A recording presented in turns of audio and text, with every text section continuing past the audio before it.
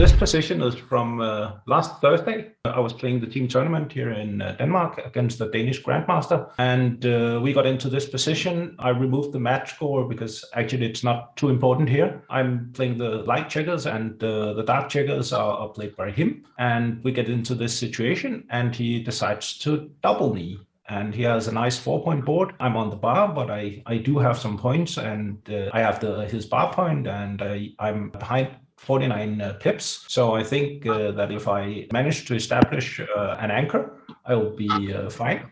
And I think I do have enough time to establish an anchor because he does not have any more checkers in the attacking zone. On the other hand, my board is very weak, and it will take me some time to build up something. So I was really not sure whether to take this or not. So what do you guys think here? My initial reaction, it would be a take for white. Yeah, same for me. I think it's the psychological moment is often if you are looking at the good things or if you're looking at the bad things first. And then the analytic approach to compare these both things. I also would like to then thinking about 1-1, 3-3, 4, or even 6-3, thinking that I end with 3 on the bar.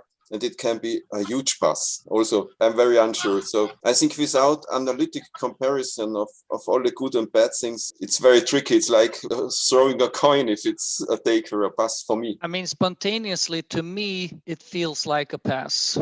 Because if we hit black soon, he almost doesn't care. We have no offense at all. And I mean, it is true that maybe black cannot blitz in a little while, but I mean, it feels like the best thing we can hope for is more or less black escapes his back guys and we make the 23 point. That seems like a good scenario for us. And I mean, I agree with Peter said that if we come in, then we have some game. But some other guy pointed out that I read that when you have a take, if something good happens, maybe that indicates that before it has happened, you have a pass. And it seems to me like when things go well for us here, it is not like we're super happy. It is more like, yeah, okay, we have a take. And then when they go south, they can go very bad. So because of that, I would have guessed that it would be a pass. But yeah, it's this approach that I'm thinking, okay, if we make the anchor, then we are in the game. But then it's we assume that we already made the anchor and just look at the further good things, but we are an underdog to make an anchor and many really bad things. For example, 4-1, the builder on the 3-point is already a dilly builder, yeah. And if he would make this one from the midpoint, the 10-point maybe, or the 9-point, I think it could be a nice take, but with this build on the 3-point, I'm not so sure. Let's not sorry, yeah, cool. Because in a hitting contest, he's a big liability. Right, I agree with you, Bernard, just that if black hits us loose, it is like even if we hit back, which is the dream scenario, then we have one more guy on the bar and he's shooting at another blot now in our board. I mean, it looks very dangerous to me. So for example, if manipulate the position and make this, so apparently this is much, much better. So now I suppose that we will be in the take territory at least. Sure. I mean, this I would have taken, but it is just, to me, the difference between these two positions is huge. Yeah, so I agree. So let me show you the result here. The match score wasn't important, but isn't it?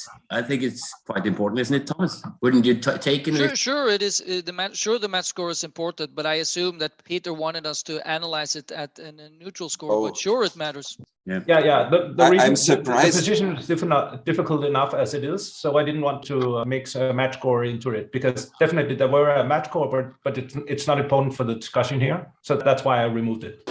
So for example, I'm very surprised because here is still 25% gammon, and I thought there is at least 20% less gammon than in the position before. But I guess the reason you don't have a double here is just that now you no longer have any big threats.